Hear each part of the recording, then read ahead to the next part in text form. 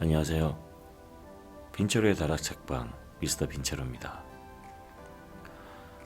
성공한 사람들의 성공 비결을 찾아보니 크게 세 가지의 공통점을 발견했습니다.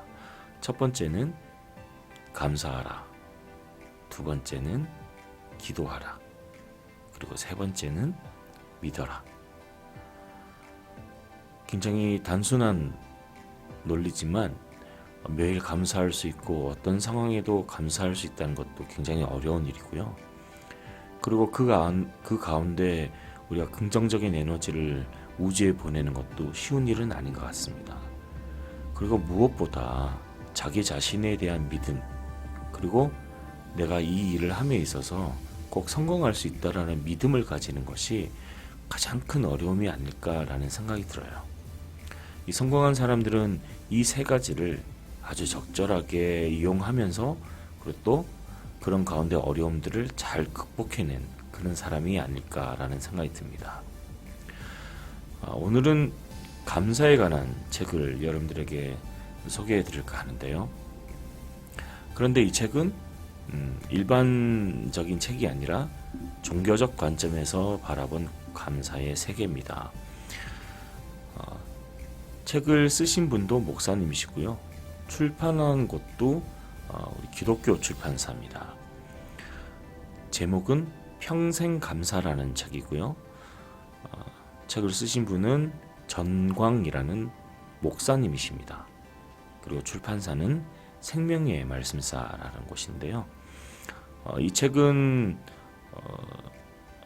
감사의 관점을 우주의 관점이나 일반적인 관점이 아니라 하나님의 관점, 그리고 종교적 관점에서 풀어냈고요. 일반인들이 보셔도 큰 도전을 받을 수 있는 그런 책이라고 생각이 듭니다. 이 정강 목사님은 백악관을 기도실로 만든 대통령 링컨이란 책으로 굉장히 유명하신 분인데요. 지금까지 약 한 60만 부 이상이 팔린 그런 저자이시기도 하십니다. 아주 유명하신 분이신데요. 과연 이분은 어떻게 감사에 관한 내용을 쓰셨는지 제가 이 책을 읽으면서 아주 감명 깊게 읽었던 부분 한 두 부분 정도를 여러분들에게 읽어드리도록 하겠습니다. 자, 그럼 책 속으로 들어가 보실까요? 구독과 좋아요는 사랑입니다.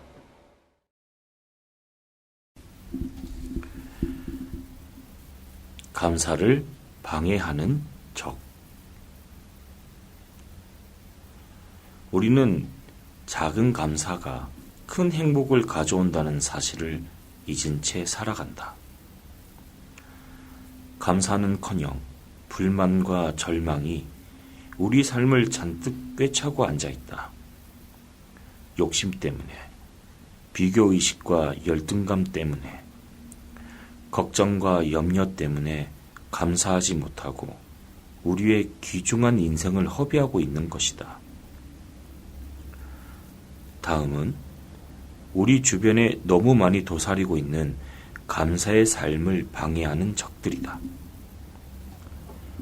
첫째, 우리가 감사 생활을 못하는 가장 큰 이유는 바로 욕심 때문이다. 우스갯소리로 사람의 욕심은 너무 높아 커트라인이 없는데 심지어 하나님조차도 사람의 욕심을 채울 수 없다는 말이 있다. 이처럼 세상의 것으로 채울 수 없는 것이 인간의 욕심이다. 사람은 어느 하나를 간절히 원한다. 그리고 그것을 소유하게 되면 만족하고 감사하는 것이 아니라 또 다른 것을 원하고 더 많이 바라다가 불행의 늪에 빠지게 된다. 욕심과 감사는 공존할 수 없다. 욕심은 사탄에게 속해 있고 감사는 하나님께 속해 있다. 하나님의 은혜를 한순간에 불평으로 바꾸어 놓는 것이 욕심이다. 어느 정도의 욕심은 삶의 의욕을 불러일으키지만 지나친 욕심은 불행을 자초하는 원인이 된다. 그러므로 우리는 바울의 고백처럼 자족할 줄 알아야 한다. 자족할 줄 모르는 인생은 욕구가 채워져도 감사하지 못하고 또다시 불평하게 된다. 어느 날 영국의 공글튼 경은 부엌에서 일하는 하녀 한 명이 다른 하녀에게 하는 말을 우연히 듣게 되었다. 나한테 5파운드만 있다면 정말 행복할 텐데. 그는 하녀의 말이 계속 귓가에 맴돌았다. 나에게 있으나 마나 한 5파운드가 하녀에게는 행복을 가져다 주는구나. 그는 정말 한 사람이 행복해지는 모습을 보고 싶어 5파운드를 주기로 마음먹었다. 그는 부엌으로 하녀를 찾아가 우연히 대화를 듣게 되었으며 그녀가 진정 행복해지기를 바란다고 말한 뒤 5파운드를 건네주었다. 하녀는 감격하여 그의 친절에 감사를 드렸다. 공글튼 경은 부엌을 나와 한 사람을 행복하게 한 자신의 작은 선행을 기뻐하며 잠시 문 밖에 서 있었다. 그때 안에서 하녀가 중얼거리는 소리가 들려왔다. 난 참 바보야. 왜 10파운드라고 말하지 못했을까? 이미 자신이 원하는 것을 소유하고도 감사하지 못하는 사람은 욕심의 수렁에 빠져 있는 상태이다. 성경에서도 지나치게 욕심을 부리고 만족하지 못하는 태도에 대해 경고하고 있다. 둘째, 비교의식 역시 감사를 방해하는 큰 적이다. 비교의식은 다른 각도에서 보면 욕심의 또 다른 얼굴이기도 하다. 상대방과 자신을 끊임없이 비교하면서 우월감으로 교만해지든지 아니면 열등감에 사로잡혀 자기 비하에 매몰되기도 한다. 어떤 경우에도 감사하지 못하기는 마찬가지다. 비교의식은 우리를 상대적 빈곤감에 빠지게 한다. 상대가 나보다 많은 재물을 가지고 있거나 나보다 더 많은 사랑을 받거나 더 좋은 학벌을 가지고 있거나 더 많은 재능을 가지고 있는 것을 비교하기 시작하면 감사는 사라지고 불행의 늪에 빠지게 된다. 영화 아마디우스를 보면서 모차르트와 살리에리의 생애를 통해 비교의식이 사람을 얼마나 비참하게 만드는지를 크게 깨달은 적이 있었다. 살리에리는 당시 최고의 음악가였다. 모차르트가 나타나기 전까지만 해도 그는 많은 사람들의 부러움과 존경을 한몸에 받았던 행복한 인생이었다. 그렇지만 모차르트와 자신의 음악을 비교하면서 그의 인생은 불행의 늪에 빠지게 되었다. 그를 화나게 만드는 것은 자신은 밤잠을 설치면서까지 온 힘을 다해 작곡을 해도 사람들이 기억해 주지 못하는데 모차르트는 여자들과 어울려 놀 것 다 놀면서 그저 자투리 시간에 취미 삼아 작곡하는 것 같은데도 그의 음악은 불후의 명작이 되는 것이었다. 그를 더욱 비참하게 만든 것은 모차르트의 천재성을 꿰뚫어보는 안목을 자신이 가진 것이었다. 그는 절규한다. 왜 저에게는 천재를 알아볼 수 있는 능력만 주시고 모차르트와 같이 천재적인 작곡 능력은 주시지 않았습니까? 결국 비교의식과 열등감이 그의 인생을 파멸로 치닫게 했다. 사탄은 끊임없이 비교를 통해 우리를 시기심의 노예로 전락시켜 비참하게 만든다. 인생을 비참하게 만드는 것은 가난에서 오는 슬픔도 아니고 실패에서 오는 고통도 아니다. 재능이 모자라서 내뱉는 탄식도 아니다. 가장 큰 비참은 비교로부터 온다. 비교란 인간이 선택할 수 있는 가장 어리석은 행동이다. 셋째, 감사하지 못하는 이유는 염려 때문이다. 그런데 사람들이 염려하는 문제의 오직 10%만 현재에 부딪힌 문제이지 나머지 90%는 쓸데없는 과거의 일이나 아직 일어나지 않은 미래의 일 때문이라고 한다. 어느 날 딸아이가 유난히 경쟁률이 높았던 외고 입시를 치르고는 시험을 잘 치지 못했다며 수심이 가득한 얼굴로 들어왔다. 수험생 6명이 한 조가 되어 인터뷰를 했는데 다른 수험생들과 비교해 볼 때 그다지 잘하지 않았다는 것이다. 그동안은 자신이 공부를 제법 잘하는 것으로 믿고 있었는데 인터뷰를 하면서 보니 자기보다 못하는 아이들이 없는 것 같은 느낌을 받았다고 털어놓았다. 속상하다며 연신 눈물을 흘리는 딸아이를 앉혀놓고 진지한 대화를 나누었다. 하영아, 인터뷰에서 떨어져도 하나님의 뜻이니 기도하는 마음으로 결과를 받아들이자. 딸아이는 조금 마음의 진정을 찾았는지 기특하게도 나를 안심시켜 주었다. 며칠 후 마음의 준비를 단단히 하고 있었는데 감사하게도 합격자 명단에 딸아이의 이름이 들어가 있었다. 하지만 뛸듯이 기뻐하고 감격했던 것도 잠시. 딸아이는 수일 뒤 다시 한숨을 쉬며 걱정을 늘어놓기 시작했다. 수재들만 모인다는 외고에 가면 공부 잘하는 아이들만 있을 텐데 어떻게 따라가지?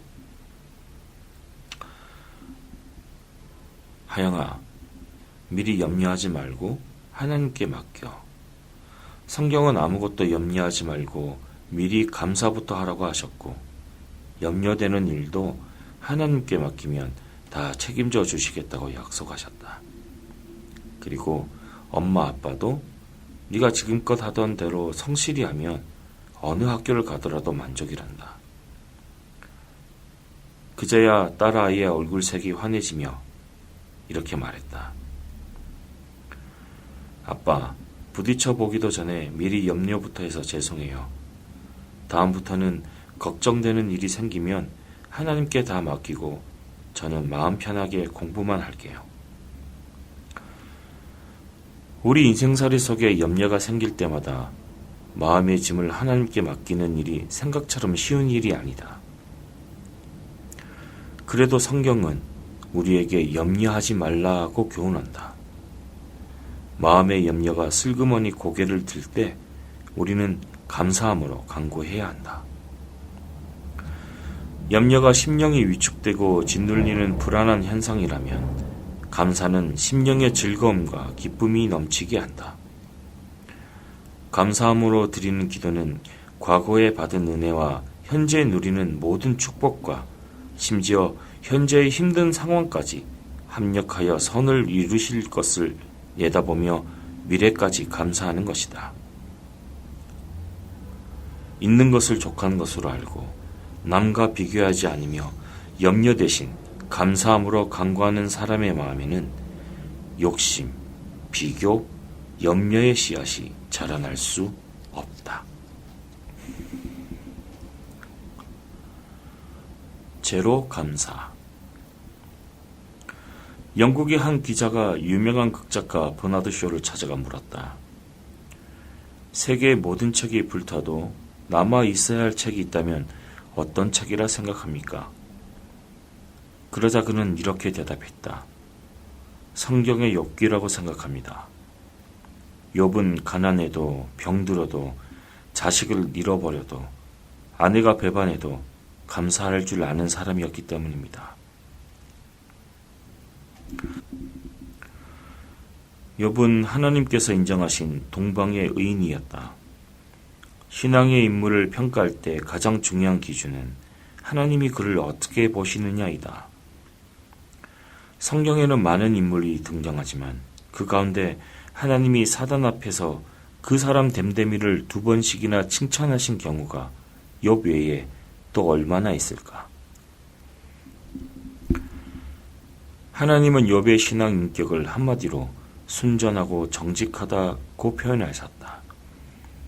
이 말은 그의 하나님을 사랑하는 마음이 시종일관 변함없었다는 것이다. 그는 하나님을 경외하면서 악을 가까이 하지 않은 경건한 인물이었다. 하나님은 의로운 욥을 제물로 축복하셨다. 한마디로 그는 굉장한 갑부였다. 동방에서 최고의 부자였던 것이었다. 그가 가진 재산은 상상이 되지 않을 정도로 큰 것이었고 아들 7과 딸 3을 두어 자식들도 많았다. 무엇 하나 부러울 것이 없는 사람이었다.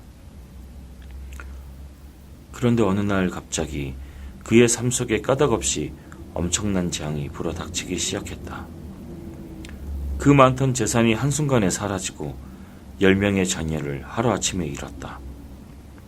게다가 욥은 자신의 건강마저 잃게 되었고 마지막으로 믿었던 아내마저도 하나님을 욕하며 죽어버리라고 저주하고 구박했다. 영문도 모른 채 끔찍한 상황을 당하게 된 욥은 설상가상 위로하기 위해 찾아온 친구들에게서 조롱과 비웃음을 당하게 된다. 욥은 자식도, 재산도, 명예도, 건강도, 친구도, 아내도 모두 그의 곁을 떠나버리는 비참한 순간을 경험한 것이다. 그렇지만 욥은 흔들리지 않았다. 그는 끝까지 좌절하지 않고 인내하였으며 자신의 신앙을 굳게 지켰다. 그는 한순간에 모든 것이 날아가 버리는 비극을 당하고도 오히려 하나님을 찬송하며 감사드렸다. 진정한 감사는 무조건적인 감사이다. 무조건적인 감사는 욥처럼 제로 상태에서 출발하지 않고는 가능할 수가 없다. 자신의 모든 것을 하나님께 다 내려놓았을 때만 제로 감사를 드릴 수 있다. 마음을 비우고 모든 것이 하나님께로부터 왔음을 고백할 수 있을 때 우리는 제로에서 감사를 시작할 수 있는 것이다. 물론 제로에서 인생을 출발하는 사람은 흔치 않다. 이미 우리는 너무나 많은 것을 가지고 있고 누리며 살고 있다. 그러나 내가 가지고 누리는 현재의 모든 것이 내 능력, 내 수고로 일한 것이 아니라 하나님께로부터 왔음을 인정하는 사람만이 제로 감사를 드릴 수 있다. 그렇다면 과연 나는 제로 감사를 드릴 수 있을까? 생각처럼 쉽지 않다. 어린 자식이 백혈병으로 죽어가는 모습을 지켜보는 부모가 과연 감사할 수 있을까? 평생 가족을 위해 헌신하던 아내가 암으로 고통당하는 모습을 지켜보며 과연 그 입에서 감사가 나올 수 있을까? 태어나자마자 장애로 고통받는 아이를 이 병원 저 병원으로 옮겨 다니면서 혹시 정상인이 될 수 있다는 희망을 가져보지만 결국 평생 장애아로 살아야 한다는 판정을 받았을 때 과연 부모의 입에서 감사의 말이 나올 수 있을까? 이력서를 수십 통씩 써가지고 다니면서 취직을 해보려고 하지만 면접도 제대로 보지 못해 서류 심사에서 계속 떨어질 때 과연 젊은이의 입에서 감사의 말이 나올 수 있을까? 사업을 시작해보지만 생활비는 고사하고 가게 월세도 해결을 못해 빚이 눈덩이처럼 불어날 때 가게 주인의 입에서 과연 감사의 말이 나올 수 있을까? 물론 이런 상황에서 감사하기는 쉽지 않다. 그러나 제로 감사는 이런 최악의 조건에서도 감사하는 것이다.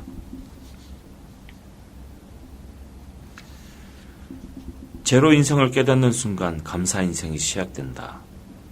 그렇게 되려면 우리의 마음 상태를 제로로 낮추어야 한다. 만족을 측정하는 마음의 온도계를 언제나 제로에 맞춰놓고 살아야 한다. 항상 우리의 마음을 제로 상태로 내려놓고 인생을 살게 될 때 진정한 감사와 행복이 샘솟는다. 감사는 제로에서 시작하는 것이다. 제로에서 출발하면 감사하지 못할 것이 없다.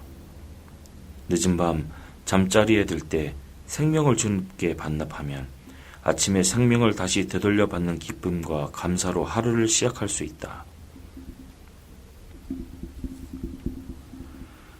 제로 감사는 모든 것이 감사의 조건이다. 불평은 내가 가지고 있는 나의 위치를 과대하게 생각하는 교만한 마음이고, 제로 감사는 모든 것이 하나님께로부터 왔음을 인정하는 겸손한 마음이다.